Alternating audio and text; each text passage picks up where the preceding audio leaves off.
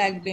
ও মা শোনো, তুমি দোকানদারকে বলবে আমাকে যেন হিরোর মতো চুল কাটিয়ে দেয়, পুরো যেন শাহরুখ খানের মতো দেখতে লাগে। ও মা বলো না, বলবে তো? বলবে না তো?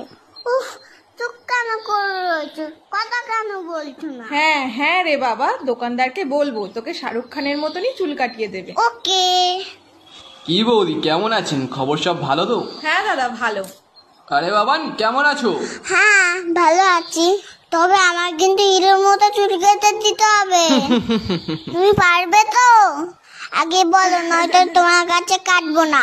সব রকম কাটতে পারি আমি, তুমি এখানে এসে বসো। আমাকে একটু উঁচু করে দাও, আমি তো মুখটাই দেখতে পাচ্ছি না। হ্যাঁ তাই তো, তুমি নামো, আমি উঁচু করে দিচ্ছি। দেখো আবার যেন সব চুল কেটে দিও না। আহ বাবা নড়ো না, কান টান কেটে যাবে কিন্তু। ও দাদা, একেবারে মুড়ো করে কেটে দেবেন। হ্যাঁ হ্যাঁ, বুঝেছি বুঝেছি।